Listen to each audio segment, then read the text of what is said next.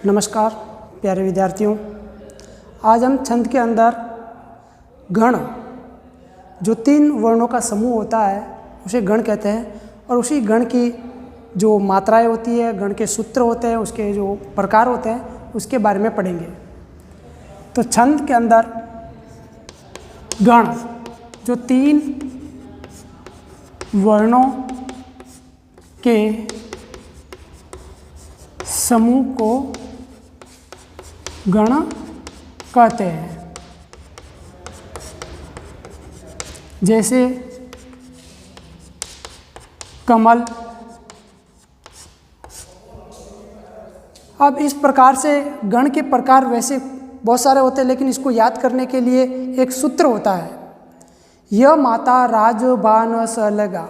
इस सूत्र के माध्यम से जो गण होते हैं, 8 प्रकार के जो गण होते हैं, उन सभी गणों को जो है इस सूत्र के माध्यम से अपन जो है याद कर सकते हैं। तो गण जो है के प्रकार 8 होते हैं।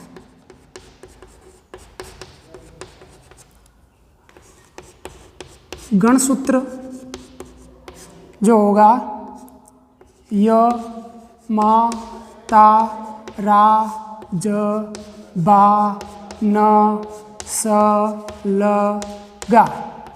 इस सूत्र के माध्यम से हम गणों की गणना कर सकते हैं, यानी 3 वर्णों का समूह। तो हम इस सूत्र के अंदर जो ये शब्द लिखा है, ये जो वर्ण लिखे हुए हैं, इसमें 3-3 का समूह बनाएंगे। तो य माता यानी य से शुरू हो रहा है, 3 वर्णों का समूह है, तो ये यगण हो गया। उसके बाद अगर य को छोड़ दे तो मा तारा, तो दूसरा हो गया मगण। तो गण का नाम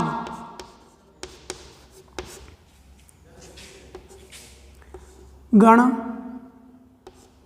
के लक्षण, चिन्ह और उदाहरण। इस सारणी के माध्यम से हम इसको समझ सकते हैं। तो ये 3 वर्णों का समूह क्या कहलाएगा? य और गण। यगण, तो ये क्या हुआ? य माता, तो अपन इसको य माता लिख सकते हैं। और इसका चिन्ह क्या होगा? मात्राओं की गणना 1 2 2 1 2 2, क्योंकि ये लघु है, ये दीर्घ। और इसका लक्षण क्या होगा? इसका लक्षण का आदि जो है, आदि मतलब आदि वर्ण, वो क्या होगा?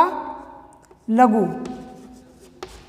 दूसरा मा तारा, मा तारा, एक एक वर्ण छोड़ते जाएंगे जिसका हमने लिख लिया है। तो मातारा मगण, मगण के अंदर जो इसका होगा तो तीनों दीर्घ, तीनों दीर्घ। हमने पीछे पढ़ा था कि जो वर्ण होते हैं वो 2 प्रकार के होते हैं, स्वर और व्यंजन। अब इसमें स्वरों के अंदर जो मात्राएं होती है वो मात्रा दीर्घ और लघु 2 प्रकार की होती है, या फिर उसको हर्ष और गुरु भी कह सकते हैं। तो तीनों दीर्घ यानी मात्राएं बड़ी होगी, यगण मगण। उसके बाद तीसरा ताराज, ताराज, तो इसका हो जाएगा तगण। और तगण के अंदर जो होगा वो 1 2 और 3। अंतिम वर्ण क्या होगा? लघु, 2 2 1। फिर होगा राजभा, राजभा। राजभा के अंदर जो कह सकते हैं तो र से शुरू हो रहा है, तो ये रगण इसका नाम हो गया गण का। और इसके अंदर जो है मध्य का जो अक्षर होता है वो लघु होता है, यानी 2 1 2। ये एक लघु मात्रा मानी जाती है। और ये वाला जो चिन्ह है वो गुरु, या इसको कह सकते हैं दीर्घ। तो ये मात्राओं का याद रखना है कि भाई कौन सी मात्रा के अंदर कौन सा चिन्ह लगेगा। तो लघु के लिए ये वाला चिन्ह होगा, दीर्घ के लिए ये वाला चिन्ह होगा। फिर आगे चलते हैं तो र वाला हो गया ज बा न, ज बा न। जबान के अंदर ज ग ण, और जगन का जो लक्षण होगा वो होगा मध्य का जो अक्षर होता है वह क्या हो जाएगा, दीर्घ, और इसका चिन्ह होगा 1 2 1। फिर उसके आगे 6 नंबर जगन हो गया बा न स, बा न स। बानस के अंदर ब से शुरू हो रहा है इसलिए बगण इसका नाम हो गया, और इसका होगा कि जो आदि वर्ण होता है वो क्या होगा, दीर्घ, और इसका लक्षण होगा, चिन्ह होगा 2 1 1। फिर आगे आता है आपके बा हो गया न स ल, न स ल। नस्ल के अंदर य मा ता रा ज बा न, तो नस्ल के अंदर न गण शुरू होगा, और इसके अंदर जो है कह सकते हैं तीनों वर्ण जो होते हैं वो तीनों वर्ण क्या हो गए, लघु, 1 1 1। अब पीछे 3 वर्णों का समूह बचा है स ल गा, और इसका जो गण का नाम हो जाएगा सगण, और सगण के अंदर जो है कह सकते हैं कि जो अंतिम वर्ण होता है वो क्या होता है, गुरु कह सकते हैं, दीर्घ कह सकते हैं, वो होता है, और इसका चिन्ह होगा 1 1 2। इस प्रकार से हम जो है गणों की गणना कर सकते हैं मात्र एक सूत्र के आधार पर। यानी इस सूत्र के अंदर यह माता राज बान स ल गा, तो इसमें 3 3 का समूह बनाना है, तो यह गण हो गया, फिर 3 का माता रा, तो माता रा का मगण हो गया, ताराज तगण राजबा रगण, और जबान जगण बानस भगण नसल का नगण और सलगा का सगण। तो हमारे पास में प्रकार कितने हैं, 8। तो 8 तक ही देखने हैं। स के बाद स लगा ल गा, फिर 3 वर्णों का समूह नहीं आ रहा है इसलिए हम इसको जो है आगे नहीं लिख सकते, यहाँ तक ही ये होगा।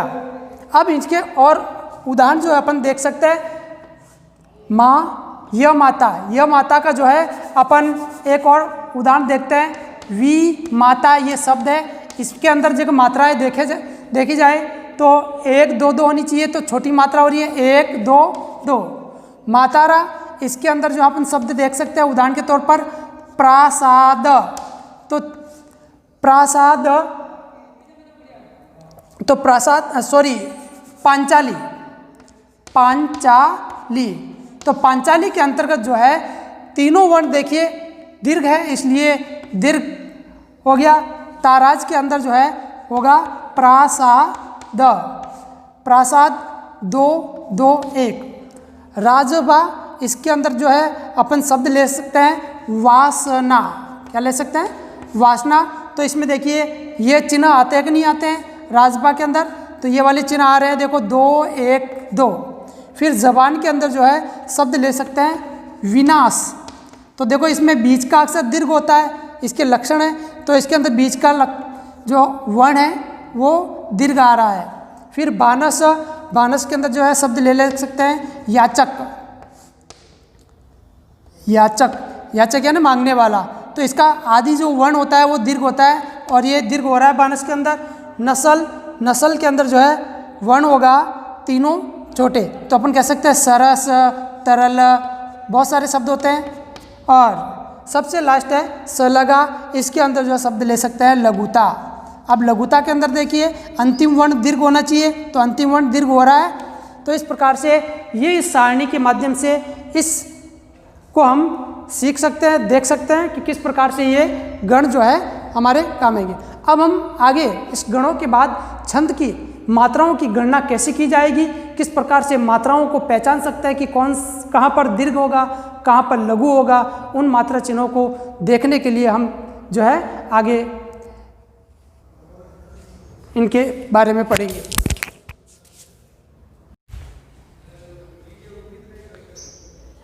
अब हम आगे मात्रा के जो निर्धारण के नियम हैं वो पढ़ेंगे, किस नियम के तहत जो है मात्रा लघु और दीर्घ बनती है।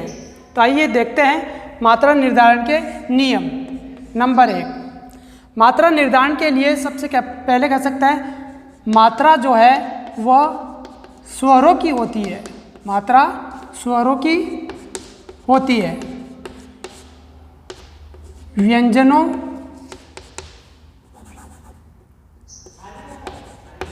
की नहीं। यानी जो मात्रा होती है वो मात्रा हम स्वरों की ही मानी जाती है, ना कि व्यंजनों की। व्यंजनों की कोई अलग से मात्राएं नहीं होती है, क्योंकि वो स्वरों के माध्यम से ही बोले जाते हैं। दूसरा नियम है आपका अनुस्वार। अनुस्वार से युक्त वर्ण। अनुस्वार से युक्त वर्ण जो है वो क्या कहलाएगा? लघु वर्ण। अनुस्वार से युक्त लघु वर्ण गुरु हो जाता है। गुरु यानी दीर्घ हो जाता है। यानी कह सकते हैं जो अनुस्वार से युक्त होता है, अनुस्वार यानी जहाँ पर जो है बिंदी होती है किसी वर्ण पर, तो वो जो वर्ण होता है अगर लघु भी है तो उसको भी अपन दीर्घ मानते हैं। जैसे कंस। अब कंस के अंदर क वर्ण जो है वो बिना मात्रा का है, लेकिन ऊपर अनुस्वार आने के कारण ये दीर्घ की श्रेणी में होगा, तो इसका चिन्ह जो हो जाएगा वो दीर्घ वाला और लघु वाला चिन्ह स के अंदर आ जाएगा। इसके अलावा अगर दूसरा वर्ण और देखा जाए तो कंस, पंच, इसमें भी 2 और 1 वर्ण होगा, तो ये लघु वर्ण भी जो है दीर्घ की श्रेणी में आता है। नंबर 3, विसर्ग युक्त वर्ण, विसर्ग युक्त लघु वर्ण, वो भी क्या हो जाएगा? गुरु हो जाएगा। गुरु हो जाता है। जैसे दुख। अब दुख के अंदर ये विसर्ग आ रही है और इस विसर्ग के अंतर्गत जो है यहाँ पर जो है इसको दीर्घ माना जाएगा, तो ये दीर्घ और ये। तो अनुस्वार और विसर्ग जहाँ पर भी दिखाई देते हैं अगर वो लघु वर्ण है तो वो दीर्घ में परिवर्तित हो जाता है और उसकी मात्रा जो है वो दीर्घ मानी जाएगी। अब नंबर 4, संयुक्त व्यंजन के पूर्व। संयुक्त व्यंजन के पूर्व का लघु वर्ण दीर्घ या कह सकते हैं गुरु हो जाता है। यानी जो अक्षर हमारा संयुक्त अक्षर आता है, यानी 2 अक्षर साथ में होते हैं, मिले हुए होते हैं, एक आधा होता है एक पूर्ण होता है और दोनों मिलकर जो है एक संयुक्त अक्षर का निर्माण करते हैं। तो ऐसे में संयुक्त अक्षर से जो पहले वाला वर्ण होता है चाहे वो दीर्घ हो चाहे लघु हो, तो दीर्घ का तो दीर्घ ही रहेगा, लेकिन अगर लघु वर्ण आता है तो वो दीर्घ में परिवर्तित हो जाता है। जैसे भक्त। अब यहाँ पर क और त ये दोनों वर्ण जो है संयुक्ताक्षर की श्रेणी में आता है, इसलिए ये जो अक्षर होगा इसको लघु न मानकर दीर्घ मान लिया जाएगा और इसका जो वर्ण होगा वो लघु होगा। जैसे रक्षक, ये एक संयुक्त वर्ण है तो इसके आगे का वर्ण क्या हो जाएगा? दीर्घ हो जाएगा और पीछे एक एक मात्रा यानी एक एक मात्रा वाला बन जाएगा। तो संयुक्ताक्षर से पहले वाला जो वर्ण होगा वो दीर्घ होगा, ना कि संयुक्ताक्षर। संयुक्ताक्षर जो होगा उसकी मात्रा को एक ही माना जाएगा, उससे पहले वाली मात्रा को। अब हम आगे मात्रा के जो निर्धारण के नियम हैं वो पढ़ेंगे, किस नियम के तहत जो है मात्रा लघु और दीर्घ बनती है। तो आइए देखते हैं मात्रा निर्धारण के नियम। नंबर 1, मात्रा निर्धारण के लिए सबसे पहले कह सकता है मात्रा जो है वह स्वरों की होती है। मात्रा स्वरों की होती है, व्यंजनों